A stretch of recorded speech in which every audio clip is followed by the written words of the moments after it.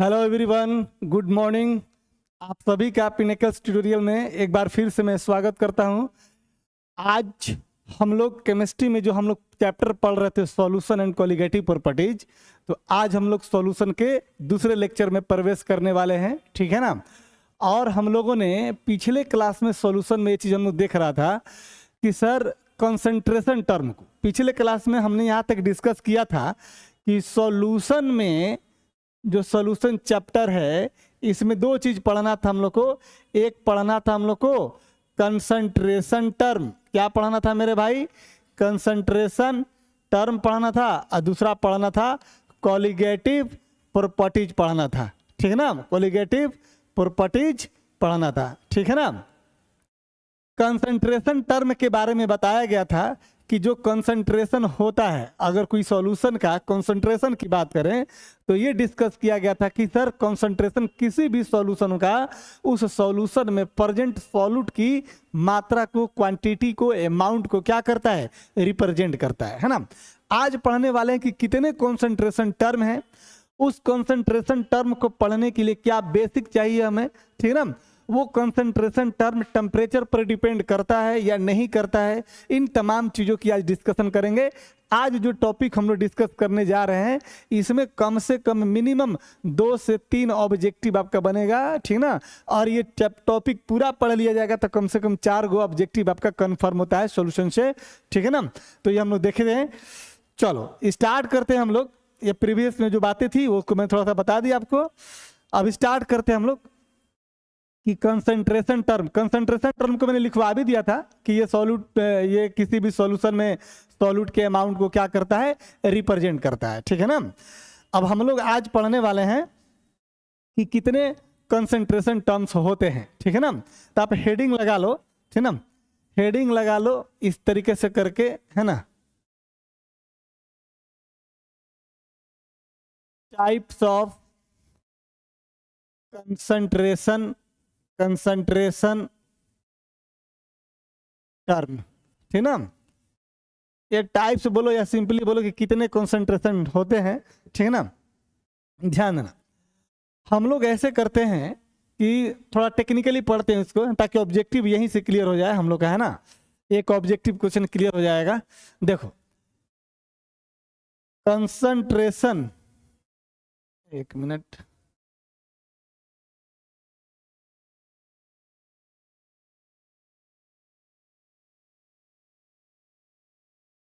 ओह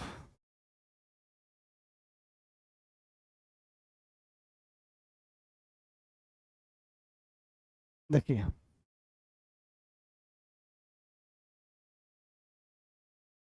जो कंसंट्रेशन जो टर्म होंगे इनको हम बेसिकली दो तरीके से, दो स्टाइल से बांट रहे हैं, ठीक ना। एक स्टाइल आपका हो गया ये चीज कि वॉल्यूम रिलेटेड कंसंट्रेशन को CONC लिखा है मैंने शॉर्ट में, वॉल्यूम रिलेटेड कंसंट्रेशन टर्म, ठीक ना। और एक लिखा है मैंने मास रिलेटेड कंसंट्रेशन टर्म लिखा है, ठीक ना। ध्यान देने के बाद जितने भी वॉल्यूम रिलेटेड कंसंट्रेशन टर्म होंगे वो सारे के सारे टेम्परेचर पर डिपेंड करेगा, है ना। यानी कि आप वॉल्यूम चेंज करोगे तो उसका कंसंट्रेशन टर्म क्या होगा? चेंज होते जाएगा, ठीक है ना। और मास जो रिलेटेड कंसंट्रेशन टर्म होते हैं ये जो होते हैं टेम्परेचर इंडिपेंडेंट होते हैं। क्या होते हैं मेरे भाई? टेम्परेचर इंडिपेंडेंट होते हैं, इंडिपेंडेंट होते हैं। और वॉल्यूम रिलेटेड जो होंगे ये क्या होंगे आपके? ये आपके होंगे टेम्परेचर, ये आपके होंगे टेम्परेचर डिपेंडेंट। क्या होंगे? टेम्परेचर डिपेंडेंट होंगे, टेम्परेचर डिपेंडेंट कंसंट्रेशन टर्म होगा, ठीक ना। अब इसके बारी बारी से हम लोग इसको देखते हैं, ठीक ना।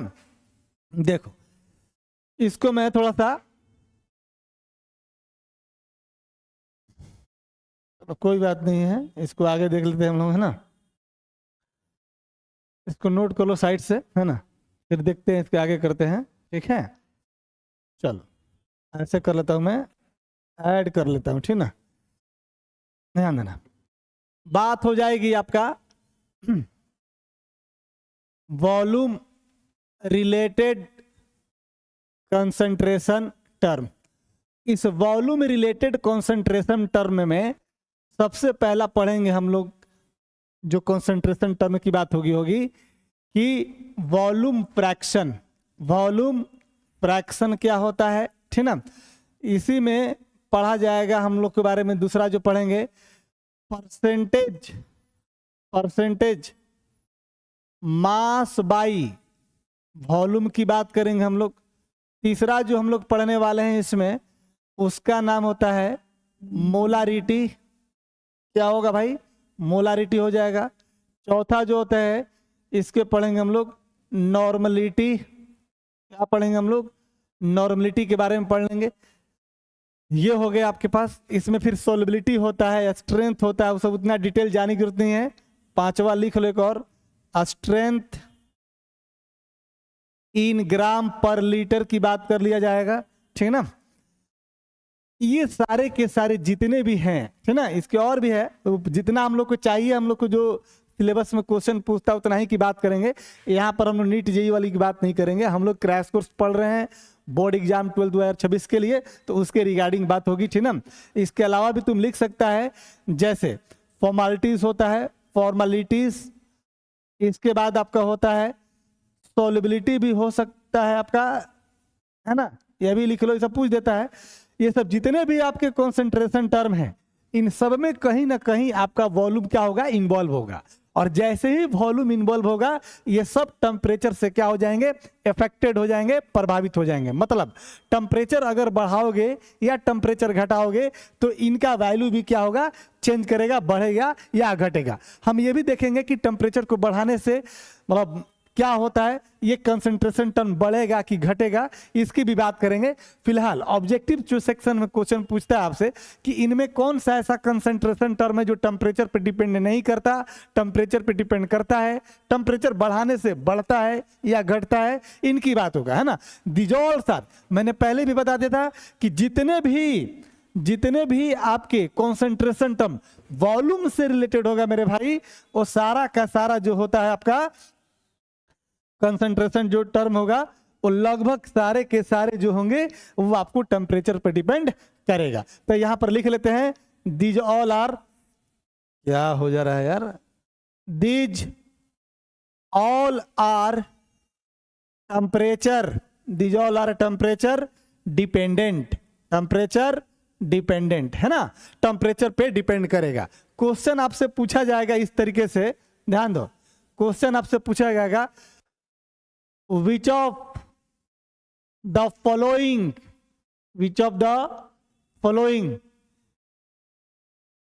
depend upon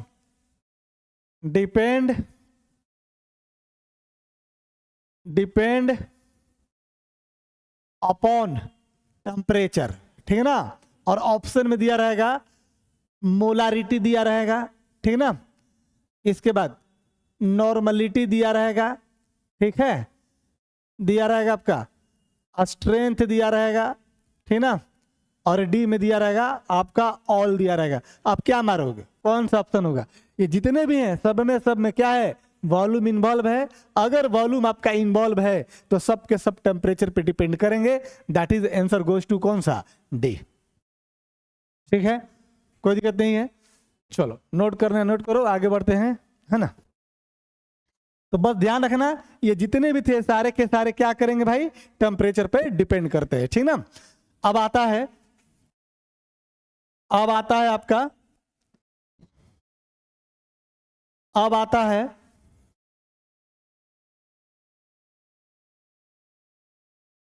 मास रिलेटेड कंसंट्रेशन टर्म, ठीक ना। और मास जो रिलेटेड होगा, जैसे पहला मैं अगर बात करूं तो लिखना पड़ेगा मेरे को मास फ्रैक्शन। क्या लिखेंगे मेरे भाई, मास फ्रैक्शन, ठीक ना। दूसरा होता है परसेंटेज मास, या इसी को बोलते हैं परसेंटेज बाई मास, कोई लोग बोलता है, इसको रिप्रेजेंट करते हैं हम लोग percentage W by W, small w divided by capital W, ठीक ना। तीसरा जो होता है आपका मोलालिटी की बात किया जाएगा। चौथा जो लिखा जाएगा मोल फ्रैक्शन की बात किया जाएगा, ठीक ना।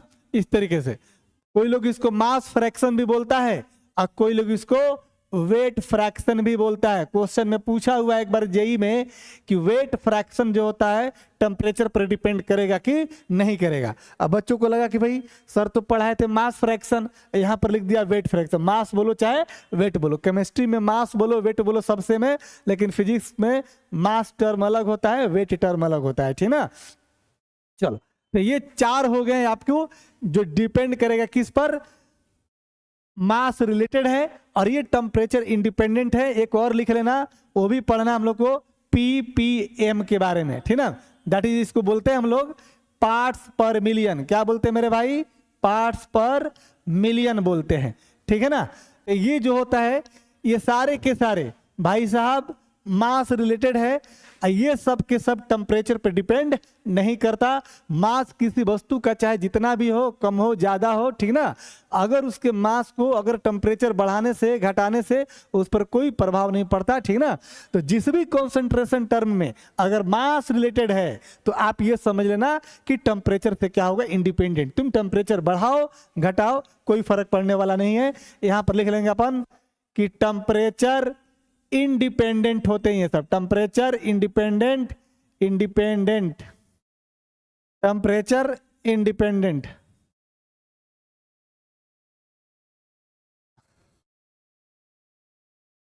टेम्परेचर इंडिपेंडेंट होते हैं, ठीक है ना, याद रखना। क्लियर है?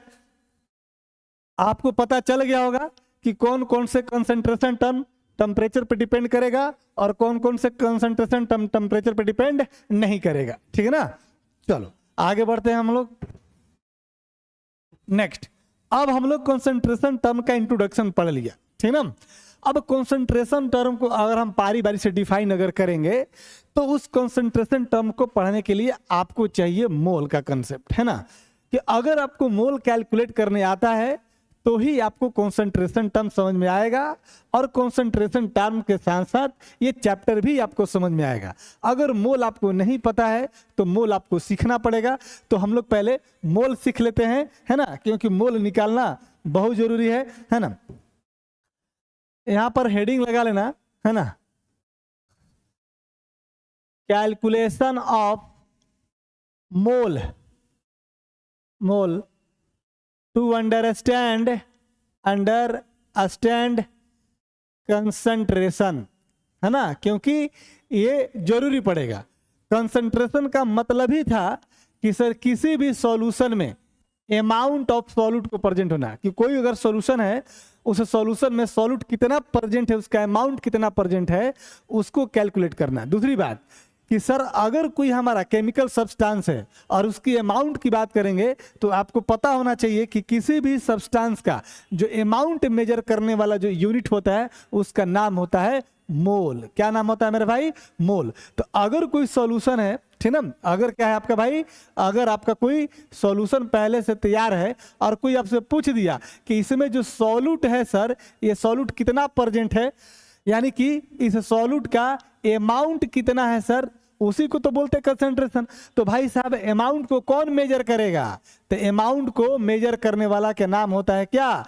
मोल होता है। ये हमारा 7वां एसआई यूनिट होता है जो अमाउंट ऑफ सब्सटेंस को क्या करता है? मेजर करता है, ठीक है।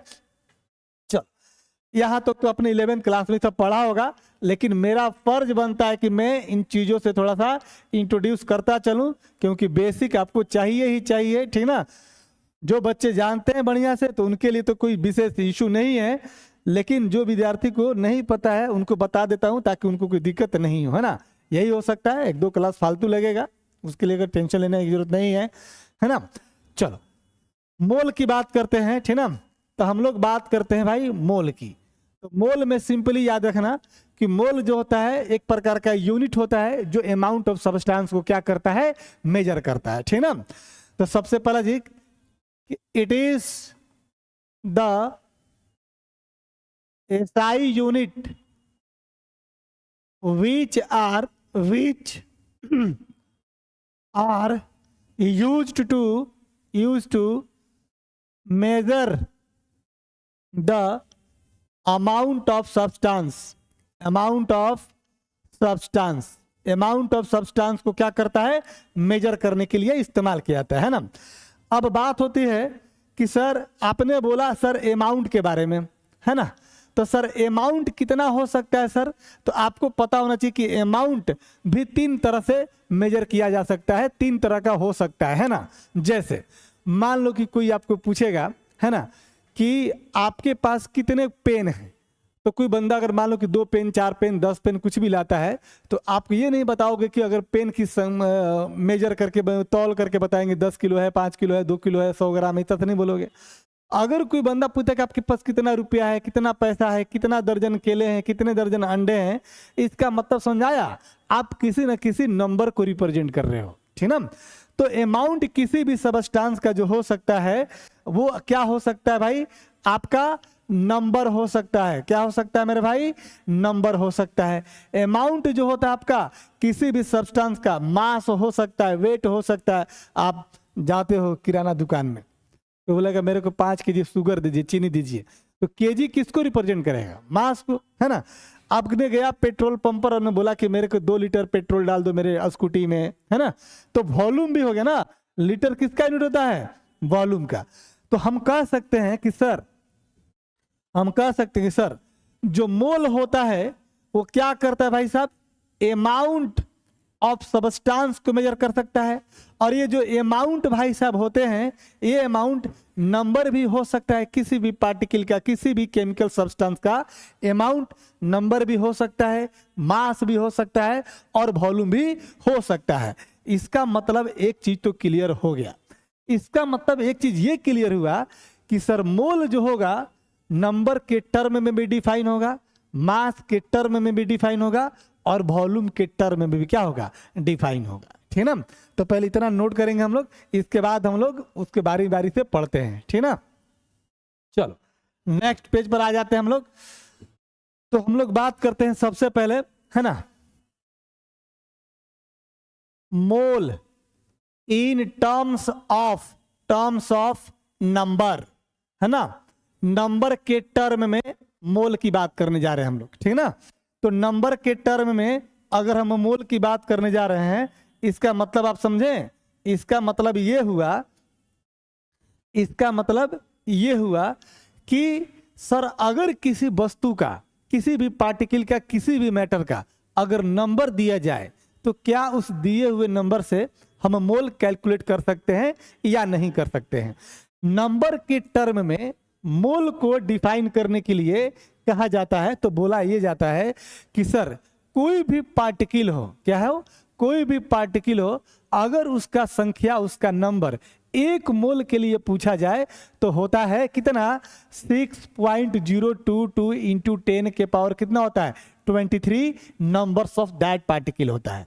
कोई भी पार्टिकल हो, कोई भी वस्तु, ठीक उसी प्रकार से, जिस प्रकार से आप ये जानते हो कि जैसे ही मैंने 1 दर्जन की अगर बात किया, 1 दर्जन की बात किया, तो कोई भी पार्टिकल 1 दर्जन में उसकी संख्या कितना होते हैं, 12 पीस होता है, 12 पीस होता है।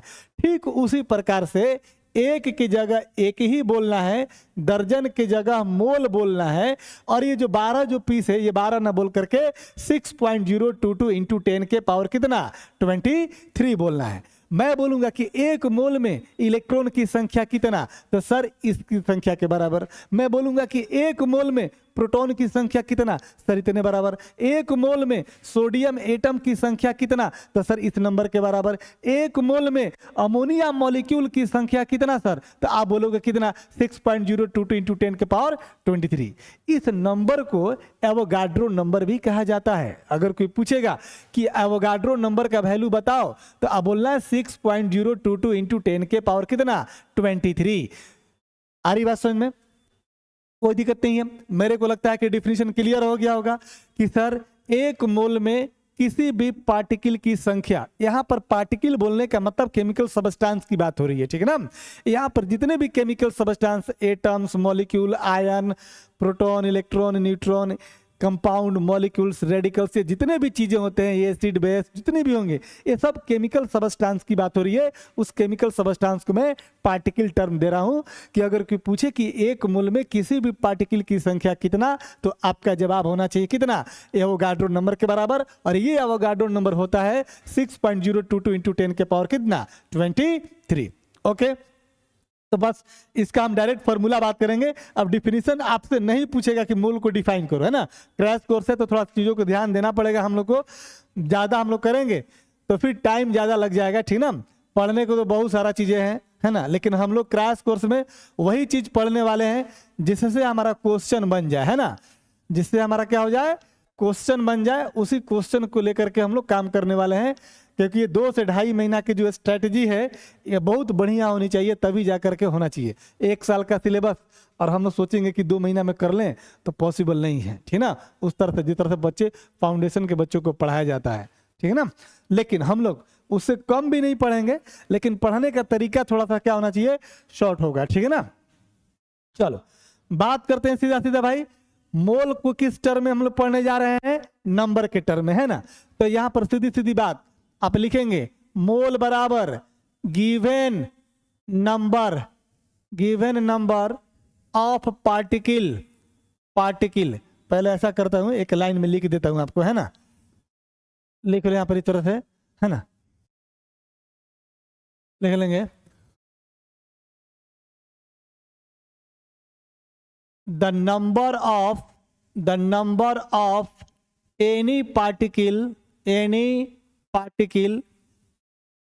in one mole is equal to 6.022 into 10 के पावर कितना, 23, ठीक ना। और मोल इक्वल टू लिख लेना, ये होता है आपका given number of particle divided by Avogadro number, that is 6.022 into 10 के पावर कितना, 23। आ रही बात समझ में। इस तरीके से हमारा एक फॉर्मूला बन जाएगा, ठीक है ना। अब जैसे क्वेश्चन आपसे पूछ दिया, इस तरह क्वेश्चन भी देख लेता हूं। क्वेश्चन आपसे पूछेगा कि how many number of mole in 3.011 into 10 के power 23 number of sodium atom, है ना, कि सर सोडियम एटम का संख्या सर इतना दिया हुआ है और इसमें सोडियम का मोल आपको क्या करना है, कैलकुलेट करना है, ठीक ना। क्लियर हो गया। क्वेश्चन क्या कहता है कि सोडियम एटम का संख्या आपको दिया हुआ है, कितना दिया हुआ मेरे भाई, इतना नंबर ऑफ सोडियम एटम दिया हुआ है, और कहता है कि इतना नंबर में सोडियम को क्या निकालना है, आपको मोल निकालना है। तो सीधी सी बात है, फॉर्मूला मेरे को पता है, क्या फॉर्मूला है भाई, सर जो भी पार्टिकल है उसका दिया हुआ नंबर और उसमें मैं डिवाइड करेंगे किससे, 6.022 इंटू 10 के पावर 23 से, ठीक ना। तो हमारे पास गिवन नंबर पता चल गया, यहीं पर मैं कर देता हूं। इसलिए मोल ऑफ सोडियम कितना हो जाएगा मेरे भाई, तो तुम बताओगे, फॉर्मूला लिखो पहले, given number of sodium divided by 6.022 into 10 के पावर कितना, 23। गिवन नंबर ऑफ सोडियम कितना है, 3.011 इंटू 10 के पावर 23 और डिवाइडेड बाई 6.022 इंटू 10 के पावर कितना, 23। 10 to the power 23, 10 to the power 20 cancel हो जाएगा, और ये करोगे तो सीधा मेरे भाई 2 बार में, ऊपर 1 नीचे 2, 0 पॉइंट कितना, 5 मोल। सिंपल बेसिक है ना। मैं आपको सिर्फ मोल निकालना सिखा रहा हूं, मोल डिटेल नहीं कर रहा हूं मैं, ठीक ना। हम जब भी पढ़ेंगे कॉन्सेंट्रेशन टर्म में, तो कॉन्सेंट्रेशन टर्म में बात होगी मोलारिटी की, बात होगी मोलालिटी की, और ये बोला जाएगा कि number of mole of solute present in 1 litre volume of solution. तो भाई आपको पता ही नहीं चलेगा कि सॉल्यूट का मोल निकालेंगे कैसे, और क्वेश्चन में डायरेक्टली मोल नहीं दिया रहेगा। तो वही चीज बता रहा हूं कि मोल आपको निकालने आ जाए, ठीक है ना। चलो इसको मैं हटाता हूं, जल्दी कर लो आप, ठीक है ना। आगे पेज पर नंबर के टर्म में आपने मोल सीख लिया, अब हम लोग बात करेंगे, है ना,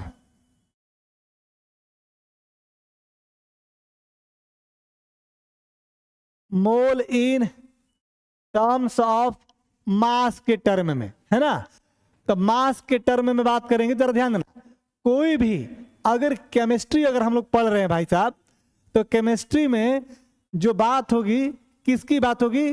केमिकल सब्सटेंसेस की। किसकी बात होगी? केमिकल सब्सटेंसेस की बात होगी। और केमिकल सब्सटेंसेस की अगर मैं बात करूं तो दो ही हो सकता है। कौन कौन होता है भाई? एक होता है आपका एलिमेंट हो सकता है, या एलिमेंट के सबसे छोटे पार्टिकल को क्या बोलते हैं अपन? एटम बोलते हैं। और दूसरा हमारा क्या हो सकता है भाई? कंपाउंड हो सकता है, और कंपाउंड के सबसे छोटे पार्टिकल को क्या बोलते हैं? मॉलिक्यूल बोलते हैं, ठीक ना।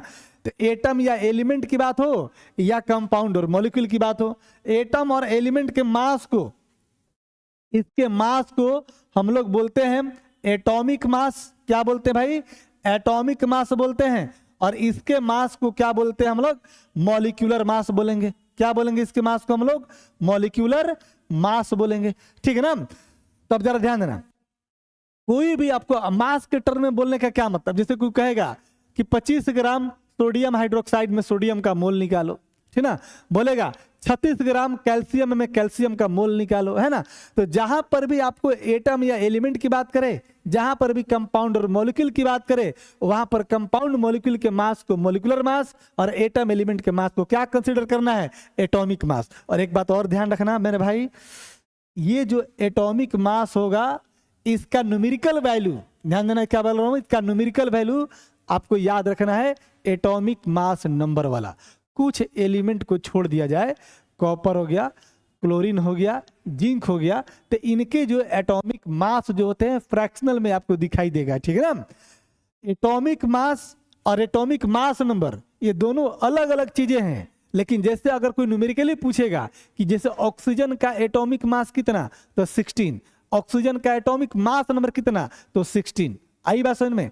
दोनों अलग अलग चीजें हैं, but numerical value approx similar रहते हैं। इसलिए हम लोग एटॉमिक मास की जगह एटॉमिक मास नंबर वाला ही डेटा इस्तेमाल करते हैं। सिर्फ 2-3 को छोड़ देना।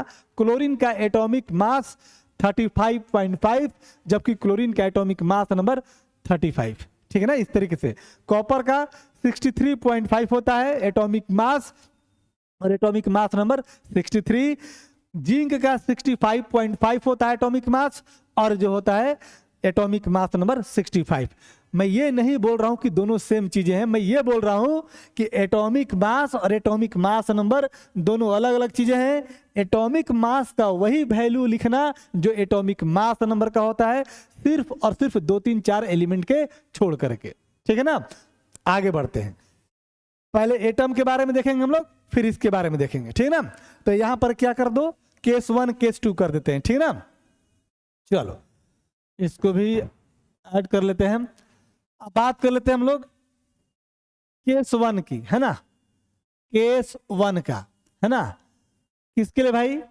मोल फॉर किसके लिए? मोल फॉर एटम या एलिमेंट के लिए। एटम और एलिमेंट के लिए हम लोग मोल कैलकुलेट करने जा रहे हैं। डिफिनीशन इसका क्या कहता है? कोई भी एटम या एलिमेंट हो, अगर उस एटम या एलिमेंट के 1 मोल का अगर मास की बात करेंगे, कितने मोल के लिए भाई? 1 मोल के, तो उस एटम के एटॉमिक मास इन ग्राम के बराबर होता है। मतलब हम कहेंगे यहां पर क्या लिख सकते हैं कि यहां पर कहेंगे कि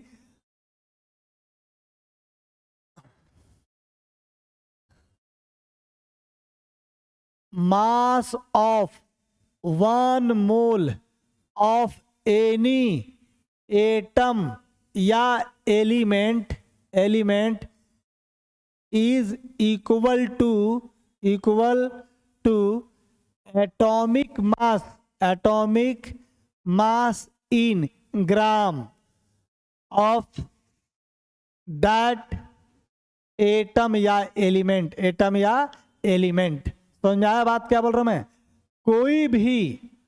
कोई भी एटम या एलिमेंट का एटॉमिक मास कितने का लेना है? 1 मोल के लिए लेना है। कितने मोल के लिए मेरे भाई? 1 मोल के लिए लेना है, ठीक ना। एक मोल एटम या एलिमेंट का मास उस एटम या एलिमेंट के एटॉमिक मास इन ग्राम के बराबर होता है। दैट इज हम लोग क्या बोल सकते हैं, हम लोग बोल सकते हैं, दैट इज बोल सकते हैं कि mass of 1 mole of any atom या एलिमेंट, ये किसके बराबर हो जाएगा? मास ऑफ 1 मोल ऑफ, थोड़ा सा इधर कर लेता हूं मैं, मास of 1 mole of any atom या जो एलिमेंट हो जाएगा ये हो जाएगा किसके बराबर? एटॉमिक मास इन, याद रखना ग्राम बोलना जरूरी है। कितने में हो जाएगा मेरे भाई? एटॉमिक मास इन ग्राम के बराबर, ठीक है ना, याद रहेगा। अब इसका फॉर्मूला लिख लेता हूं मैं बगल में, यहीं पर साइड में करके, यहां पर mole is equal to mass के टर्म में किसके लिए? एटम या एलिमेंट के लिए यह होता है गिवन मास किसमें होना चाहिए? ग्राम में, डिवाइडेड बाई उस एटम या एलिमेंट का क्या? Atomic mass. एटॉमिक मास की बात कर लेना, ठीक ना। ये फॉर्मूला भी याद रखियो आप, क्योंकि ये जरूरत पड़ेगा आपको, ठीक ना, कोई दिक्कत नहीं है। एक बार फिर से सुन लो, जरा सा रिपीट कर देता हूं।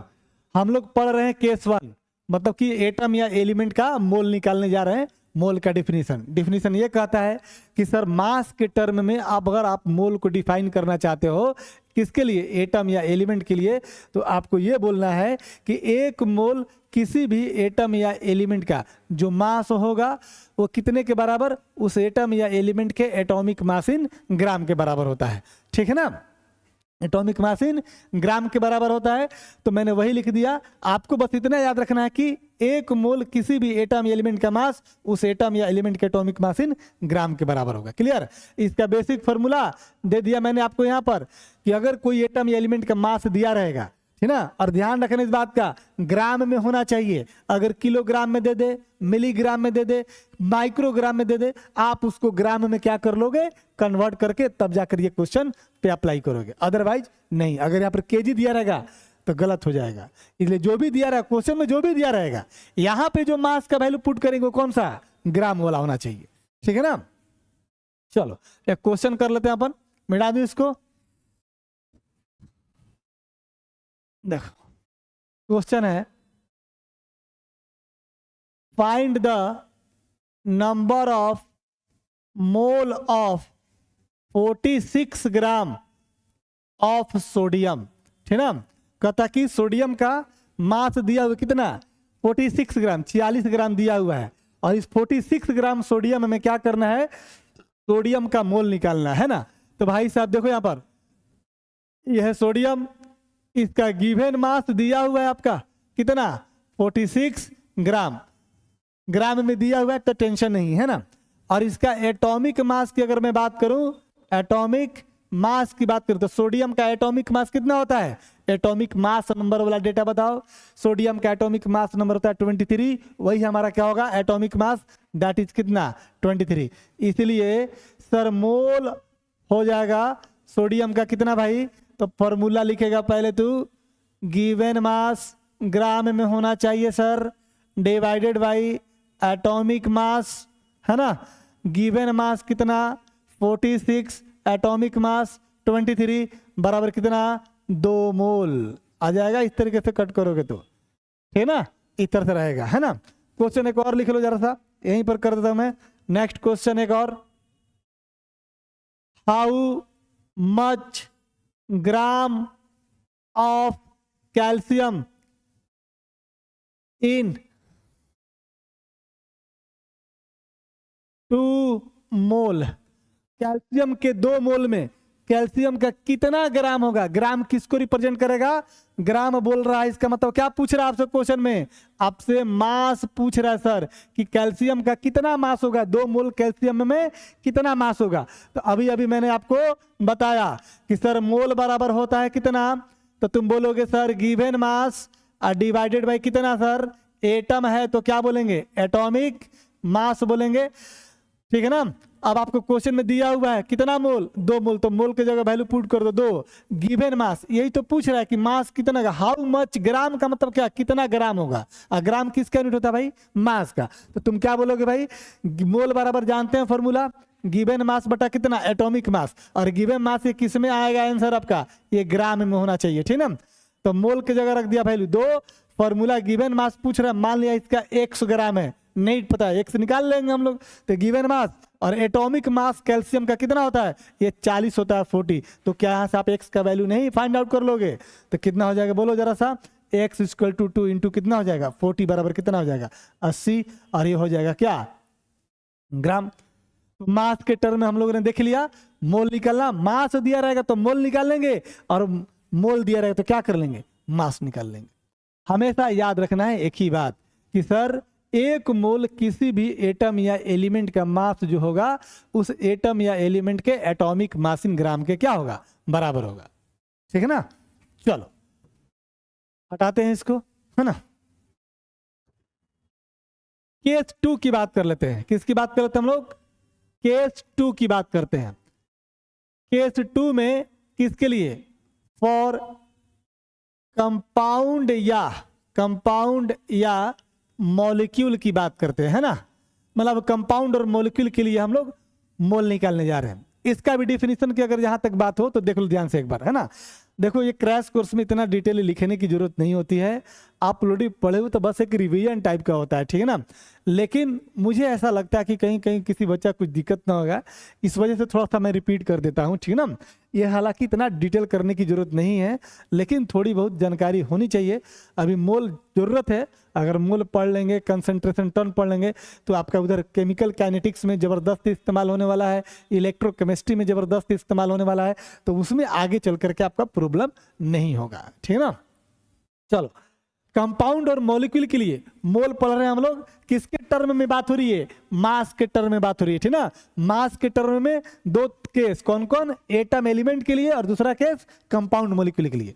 जरा ध्यान देना, अभी अभी हम लोग बात किए थे, है ना, कि सर अगर एटम एलिमेंट की अगर मैं बात किया तो बोला कि एक मोल में किसी भी एटम का मास कितना, उस एटम के एटॉमिक मास इन ग्राम के बराबर। यहां पर कंपाउंड मॉलिक्यूल का मास को क्या बोलते हैं भाई, मॉलिक्यूलर मास। तो एक मोल किसी भी कंपाउंड और मॉलिक्यूल का जो मास होगा उसके मॉलिक्यूलर मास इन ग्राम के क्या होगा, बराबर। सीधी सीधी जैसा करने की जरूरत नहीं है, यहां पर लिख लेना कि mass of 1 mole of any compound और मॉलिक्यूल ये कितने के बराबर होगा मेरे भाई, तो लिखना मॉलिक्यूलर मास इन ग्राम के बराबर। अगर वही एटम या एलिमेंट था तो एटॉमिक मास इन ग्राम के बराबर। यही कंपाउंड और मॉलिक्यूल हो जाएगा तो क्या बोलते हैं उसको, मॉलिक्यूलर मास इन ग्राम के बराबर, ठीक है ना, कोई दिक्कत नहीं है। अगर इसकी मैं फॉर्मूला की अगर बात करूं तो याद रखना, यहां पर मोल का जो फॉर्मूला हो जाएगा ये होता है given mass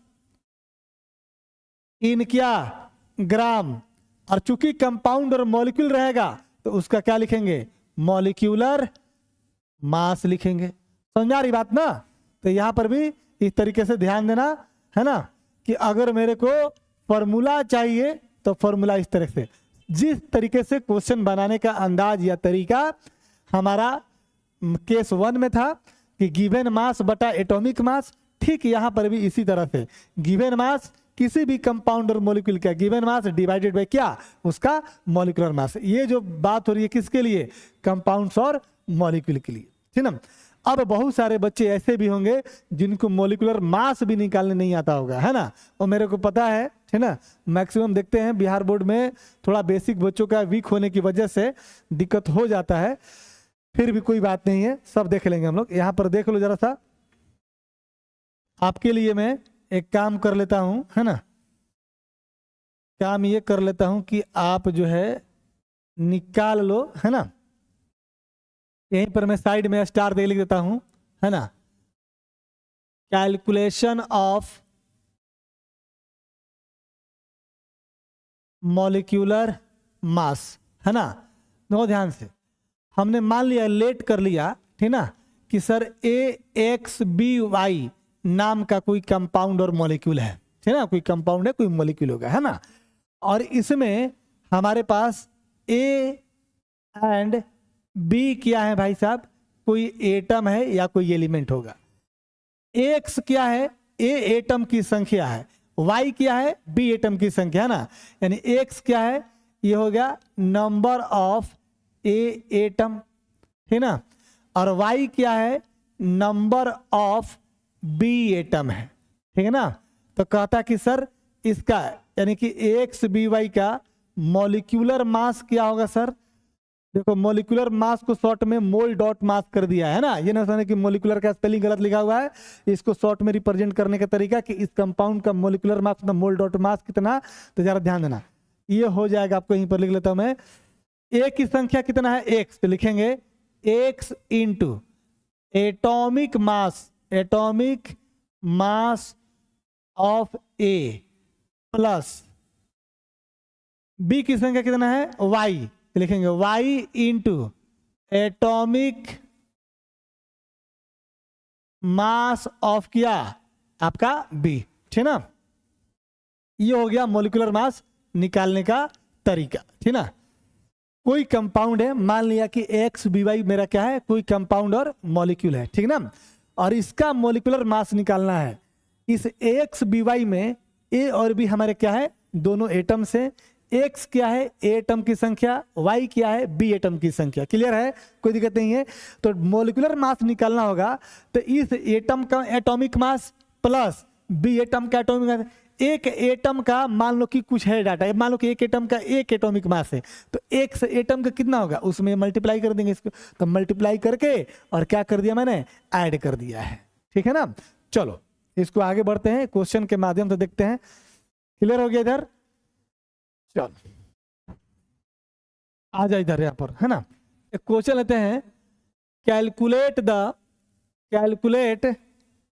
the molecular mass for following. ये सब अभी बेसिक पढ़ रहे हैं हम लोग, ठीक है ना। अरे बात सॉल्यूशन चैप्टर को पढ़ने के लिए सॉल्यूशन का बेसिक है ना, क्योंकि इन सब के बगैर आगे सॉल्यूशन नहीं चल पाएगा। इधर क्लियर रहेगा तो ही हम लोग क्या कर सकते हैं, काम कर सकते हैं, ठीक है ना। तो calculate the molecular mass of following, एक क्वेश्चन होता है एकदम बिल्कुल सिंपल, H2O, इसका मॉलिक्यूलर मास निकालना है, ठीक है ना। चलो बात करते हैं इसके मॉलिक्यूलर मास की, मॉलिक्यूलर मास की बात करते हैं, जरा ध्यान देना।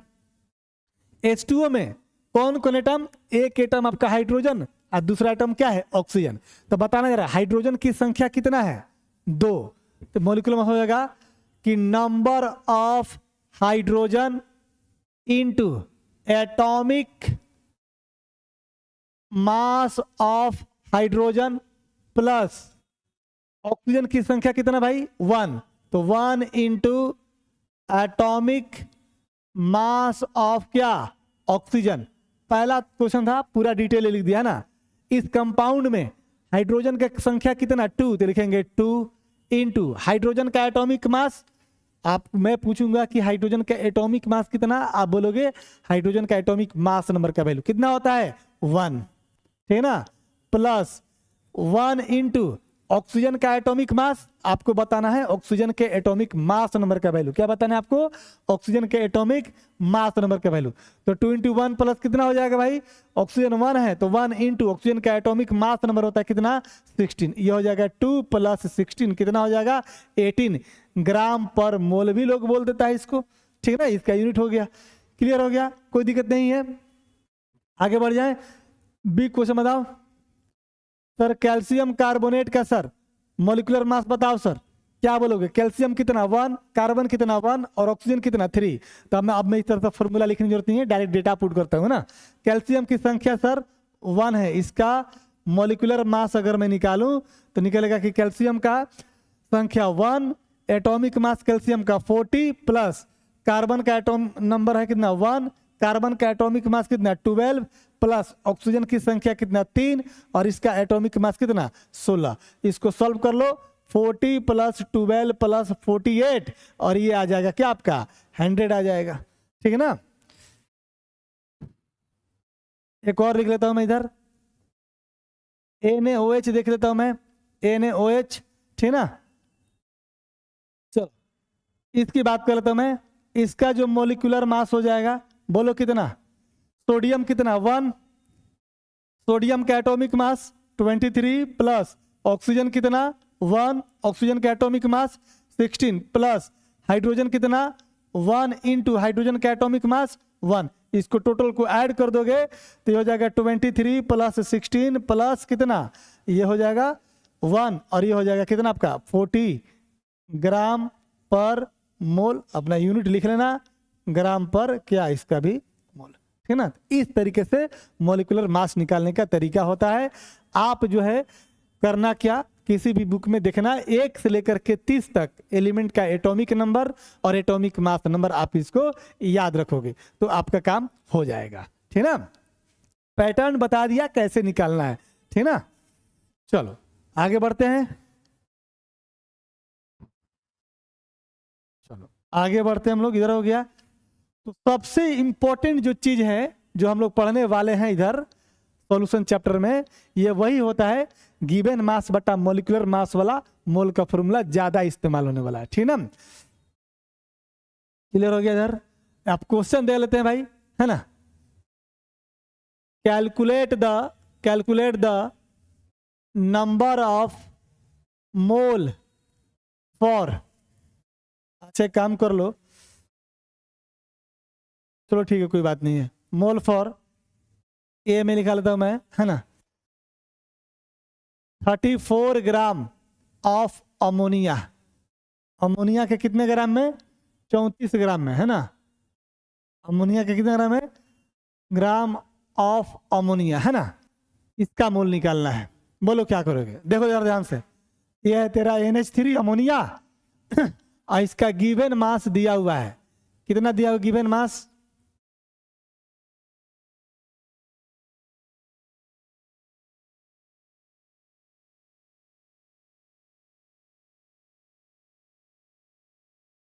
इसका गिवन मास दिया हुआ है, गिवन मास कितना दिया भाई 34 ग्राम दिया हुआ है ना।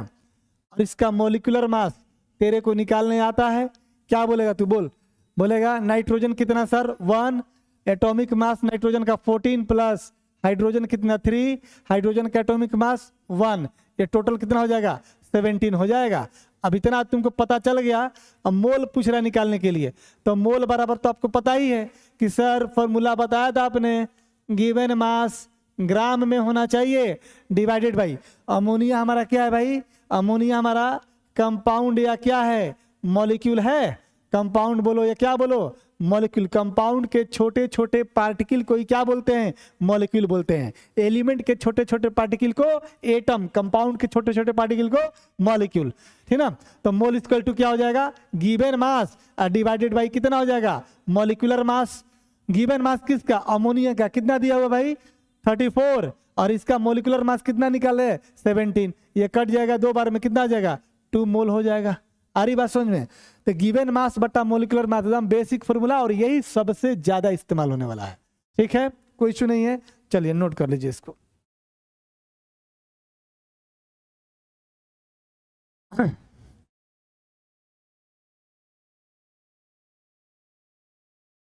चलो ऐसा है कि अब मेरा दूसरा क्लास होने वाला है, ठीक ना। अभी मैं आपको ऐसा करता हूं कि मोल निकालना हम लोग सीख गए, यहाँ तक कोई इशू नहीं है, ठीक है ना। इसको छोड़ देता हूं यहीं तक, अगले जो लेक्चर में होगा हम लोग कंसंट्रेशन टर्म पढ़ना स्टार्ट कर देंगे, ठीक है ना। तो आज का लेक्चर यहीं तक, ये सॉल्यूशन चैप्टर का दूसरा लेक्चर था हम लोग का, ठीक है ना। और अभी हम लोग कंसंट्रेशन को पढ़ने के लिए हम लोग मोल को पढ़ना जरूरी था, तो मोल में नंबर के टर्म में, मास के टर्म में हो गया। जो मेन जरूरत था वो मास के टर्म में गिवन मास बटा मोलिकुलर मास वाला, लेकिन फिर भी हम लोग कल जो है थोड़ा सा और पढ़ लेंगे तो मोल क्लियर हो जाएगा, और इसके बाद जो है फिर कंसंट्रेशन टर्म पे आ जाएंगे, है ना। तब तक के लिए थैंक यू वेरी मच।